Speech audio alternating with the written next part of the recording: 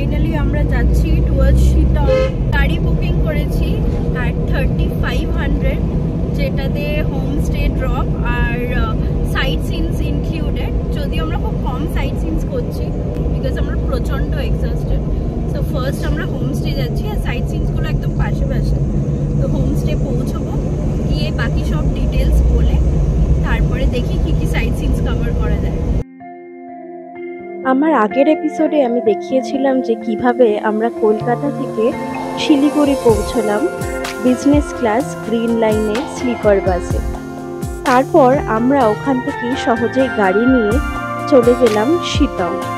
রাস্তাটা দেখে মন ভরে গেল, শুধু সবুজ আর সবুজ। চা বাগান আর মেঘের মধ্যে দিয়ে আমরা যাচ্ছিলাম শিটং, যেটি কার্শিয়াংয়ের ছোট্ট একটি গ্রাম।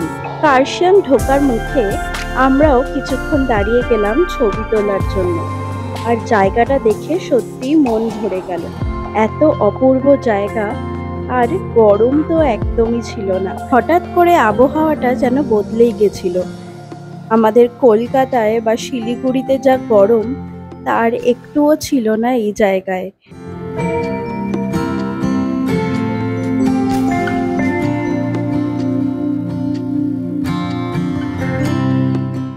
কথায় বলে পাহাড়ে the journey is always more beautiful than the destination। এটাই কিন্তু সর্বক্ষণ ফিল হচ্ছিল শিটং যাওয়ার পথে।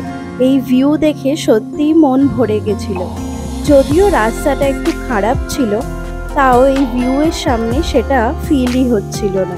চারিদিকে ছিল শুধু বড় বড় গাছ আর মেঘের মধ্যে আমরা ঢুকছিলাম আর বেরোচ্ছিলাম। খুবই অপূর্ব ছিল এই জার্নি আমাদের। কিন্তু লাস্টের দিকে রাস্তাটা সত্যি খুব খারাপ ছিল। বেশ কিছুক্ষণ এই খারাপ পথের সম্মুখীন হতে হয়েছিল আমাদের, কিন্তু আমাদের ড্রাইভার খুবই ভালো ছিল, আমাদের সেফলি পৌঁছানোর দায়িত্ব নিয়েছিল। আমি এই ড্রাইভারের কন্ট্যাক্ট ডেসক্রিপশনে দিয়ে দিচ্ছি, যদি যেতে চাও তো নিশ্চয়ই কন্ট্যাক্ট করতে পারো। মানে আরো 1 ঘন্টা, লাস্ট তো 1.5 ঘন্টা ধরে যাচ্ছি, জানি না। রাস্তা নেভার এন্ডিং, মানে এখানে গুগল ম্যাপ যেটা দেখাচ্ছে একদমই রিলাই করা উচিত না। রাস্তাটা তো মানে রাস্তা নয়, এটা অন্য কিছু, মানে পুরো শরীর ঝাঁকাচ্ছে। কালকে বাসে যতটা লাফিয়েছে তারও into 3। তো যারা শিটং আসার প্ল্যান করছে, it's a very offbeat destination. লোক কম, গ্রিনারি ভর্তি, পুরো মেঘের মধ্যে ঢুকছি বেরোচ্ছি। তো জায়গাটা খুব সুন্দর। মানে যদি কেউ পিসফুল লোকেশন খোঁজো আর টাইম স্পেন্ড করতে চাও, একটু বেশি ঘুরোঘুরি দৌড়াদৌড়ি সাইট সিন এসব না করতে চাও, যদি ভিউ এনজয় করতে চাও, তাহলে জায়গাটা খুব সুন্দর। কিন্তু এমনই অফবিট যে গুগল ম্যাপ তো দেখিয়েছিল, যখন স্টার্ট করেছিলাম 2 ঘন্টা, তো 1 ঘন্টা 42 মিনিট দেখিয়েছিল। তারপরে এখন আমরা 1.5 ঘন্টা চলে এসেছি, তারপরে 1 ঘন্টা দেখাচ্ছে। আমরা আমাদের on the way to Sittong.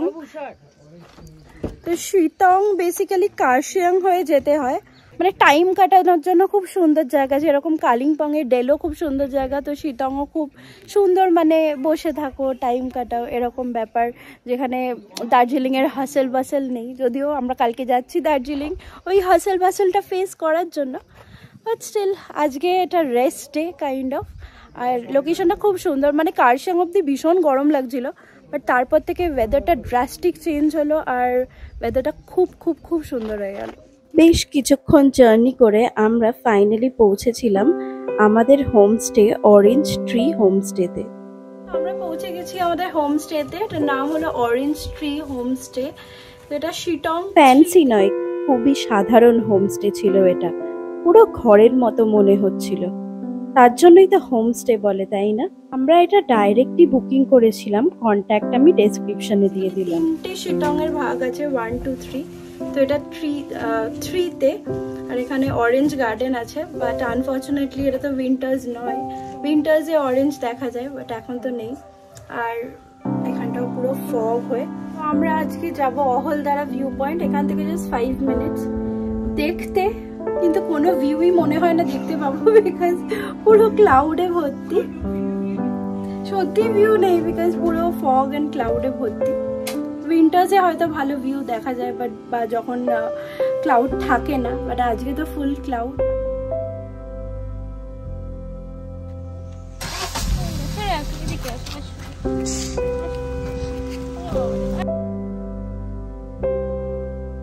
তোমরা যদি ডেলো গিয়ে থাকো কালিম্পংয়ে, ওটা কিন্তু একদমই অফবিট আর রেস্ট নেওয়ারই জায়গা। শিলংও তেমনই, এখানে সাইট সিইং সেরকম কিছু নেই, কিন্তু অহলদারা ভিউ পয়েন্ট এখানের একমাত্র সাইট সিইং যেখানে সবাই গিয়ে থাকে। তো আমরাও পৌঁছে গেছিলাম সেখান থেকে ভিউ দেখতে। তো এটা হলো অহলদারা ভিউ পয়েন্ট।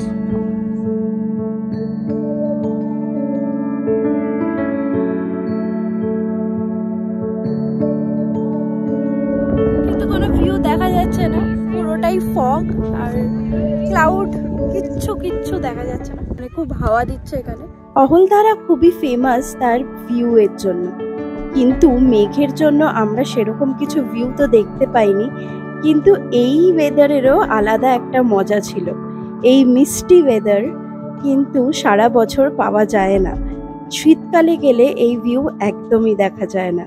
কিন্তু আমরা খুবই লাকি যে আমরা বর্ষায় গেছিলাম, তাই এরকম সুন্দর একটি ভিউ দেখতে পেলাম। ওয়েদারের মজা নিতে নিতে আর গল্প করতে করতে আমরা কিন্তু বেশ কিছুক্ষণই এখানে কাটিয়ে দিয়েছিলাম। দেখো, পুরো মেঘে ঢাকা এই জায়গা, এত অপূর্ব লাগছিল। কিন্তু কিছুক্ষণ পরে আস্তে আস্তে মেঘ সরে আর আমরা হালকা একটু ভিউ পাই সামনের গ্রামের আর ফরেস্টের। যদি শীতকালে আসো, এটি কিন্তু খুবই ক্লিয়ারলি দেখা যায়, একদমই মেঘ থাকে না এই জায়গায়।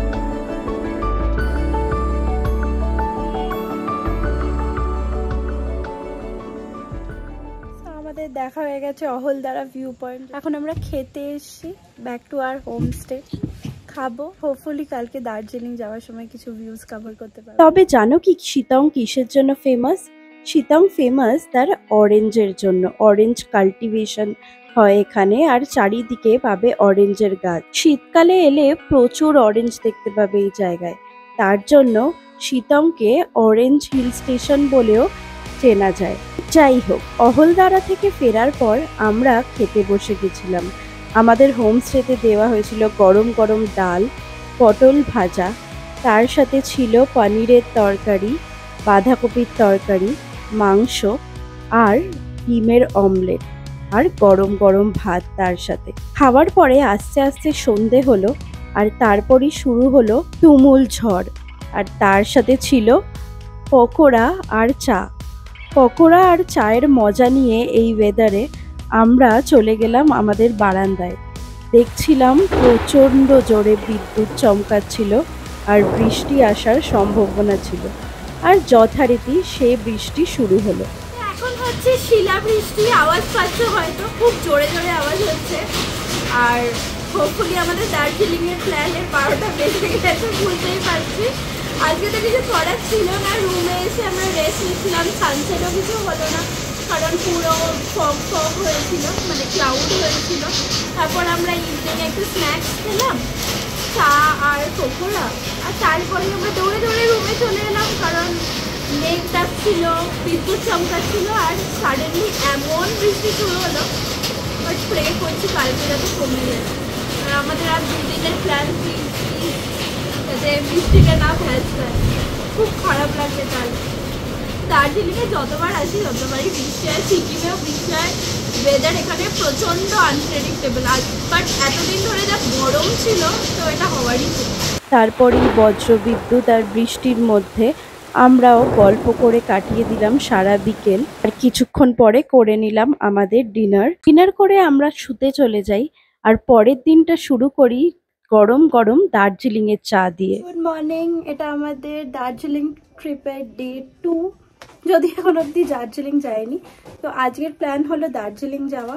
তো কালকে রাতটা খুবই বাজে ছিল, বিকজ কালকে লোডশেডিং হয়ে গেল। হ্যাঁ, এটা আমার খুব মানে এখন অবধি খুব মানে খারাপ যাচ্ছে। আদারওয়াইজ এটা নয় যে আমরা এনজয় করছি না, এনজয় করছি, কালকে লোডশেডিং হয়ে গেছিল বিকেলে, আর সেই কারেন্ট এখন অবধি আসেনি। মানে ইটস মোর দ্যান 13-14 আওয়ার্স যে কোনো কারেন্ট নেই। আর এই হোমস্টেটাতে আমি একটা জিনিস দেখলাম, এদের ইনভার্টার আছে, স্টিল ওরা চালাচ্ছে না, উইচ ইজ ভেরি ব্যাড। তো এটা খুব মানে বাজে জিনিস। আর গেস্টের সাথেও বিহেভিয়ার একদম ভালো নয়, ইনফ্যাক্ট খাবার দাবার খুব বাজে। আর they are very rigid about timing. মানে আজকে সকালে আমাদের বেরোনোর ছিল, বাট এরা বললো যে 9টার আগে ব্রেকফাস্ট দেবেই না, and you have to wait. তো সেটার জন্য এবার আমাদের প্যাকেজ ছিল যেটাতে ব্রেকফাস্ট, লাঞ্চ, ডিনার সব কিছু ইনক্লুডেড ছিল, আর 1200 পার পারসন নিচ্ছে উইথ রুম।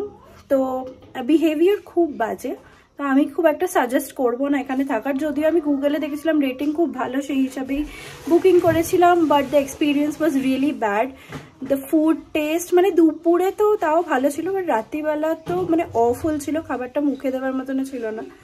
আর সকালেও মানে ওদের বললাম যে সারাদিন কারেন্ট নেই, তো গরম জল পাইনি কারণ গিজার চলছে না, ফোনে চার্জ দিতে পারছি না, আমার ক্যামেরার কিছুর চার্জ আমি দিতে পারিনি, তো সব কিছু বন্ধ হয়ে গেছে, স্ট্রেটনার ইউজ করতে পারছি না। তো এরা ইনভার্টার একটুর জন্য অন করছে না, বলছে ইনভার্টার খারাপ, এই সেই। তো একটা 14-15 ঘন্টার জন্য কোনো ব্যাকআপ রাখে না এরা, বিকজ এইসব জায়গায় ফ্রিকুয়েন্টলি লোডশেডিং হওয়ার চান্স থাকে। তো এটা খুব খারাপ লাগলো দেখে।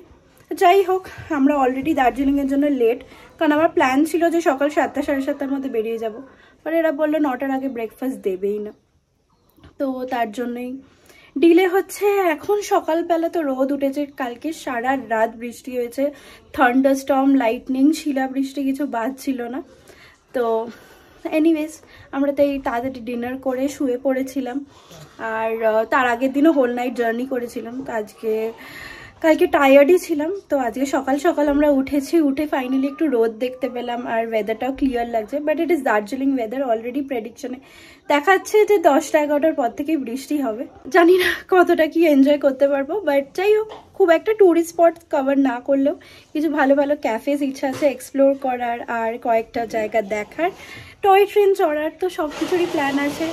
তো দেখতে থাকো ব্লগটা এন্ড অবধি, আর কমেন্ট করে জানিও ভালো লাগলে, আর সাবস্ক্রাইব করে, লাইক করো, শেয়ার করো।